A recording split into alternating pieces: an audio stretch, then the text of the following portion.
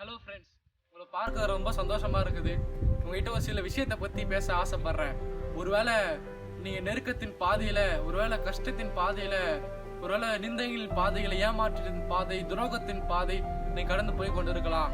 என் லைஃப்பில் நான் சக்ஸஸே பார்க்க முடியல, என் லைஃப்பில் ஒரு பெரிய ஒரு சேஞ்ச் வரையும் நான் பார்க்க முடியல, என் லைஃப்பில் ஒரு வளர்ச்சியை பார்க்க முடியல, என்னோட ஃபினான்ஷியல் ஸ்டேட்டஸில் ஒரு உயர்வு பார்க்க முடியல அப்படின்னு சொல்லிட்டு நீங்கள் ரொம்ப கஷ்டத்தில் நீங்கள் கடந்து போய் கொண்டு இருக்கலாம். நான் வேதாகமத்திலேருந்து ஒருத்தரை பற்றி பேச ஆசைப்படுறேன். அதில் யோசேப்புன்னு ஒருத்தர் இருந்தார். யோசேப்போட அப்பா எல்லா சகோதரரை காட்டிலும் யோசேப்பு மேலே கொஞ்சம் எக்ஸ்ட்ரா அன்பை வச்சிருந்தாரு, கொஞ்சம் எக்ஸ்ட்ரா பிரியத்தை வைத்திருந்தாரு. அவர் என்ன பண்ணாரு, பலவர்ண அங்கேயே தைத்து யோசேப்புக்கு கொடுத்தாரு. எந்த சகோதரருக்கும் கொடுக்கல, எந்த பிள்ளைக்கும் கொடுக்கல. யோசேப்புக்கு மட்டும் ஒரு எக்ஸ்பென்சிவான ட்ரெஸ்ஸை தைச்சு யோசேப்புக்கு மட்டும் கொடுத்தாரு. இதெல்லாம் பார்க்கும்போது சகோதரருக்கு ரொம்ப பொறாமை ஏற்பட்டுச்சு. நம்மளுக்கெல்லாம் தைச்சு கொடுக்கல, நம்மளுக்கெல்லாம் இதை செஞ்சு கொடுக்கல, இவனுக்கு மட்டும் நம்மளை காட்டிலும் சின்ன பையன் இவனுக்கு செஞ்சு கொடுத்துட்டாரு அப்பா அப்படின்னு சொல்லிட்டு ரொம்ப அவன் மேல ரொம்ப ஒரு கசப்பு, ரொம்ப பிடிக்காத மாதிரி அவங்க மாறிட்டாங்க.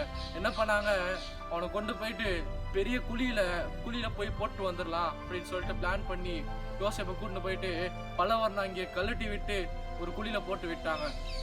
யோசேப்போட எக்ஸ்பென்சிவான ட்ரெஸ் பலவர்ணங்கி அதை கழட்டிட்டு குழியில போட்டாங்க.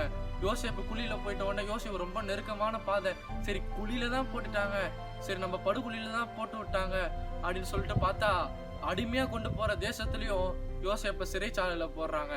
நீங்களும் நினைச்சு கொண்டிருக்கலாம், இப்பதான் ஒரு கஷ்டம் எனக்கு முடிஞ்சது, இப்பதான் ஒரு ஃபெயிலியரை பார்த்தேன், இப்பதான் என் லைஃப்ல ஒரு கஷ்டத்தை பார்த்தேன், அதுக்குள்ளே இன்னொரு கஷ்டத்தை நான் பார்க்கணுமா, அதுக்குள்ளே இன்னொரு ஃபெயிலியரை பார்க்கணுமா, அதுக்குள்ளே என் லைஃப்ல இவ்வளவு பெரிய நிந்தைகள்லாம் என் வாழ்க்கையில வரணுமா அப்படின்னு சொல்லிட்டு நினைச்சு கொண்டு இருக்கலாங்க.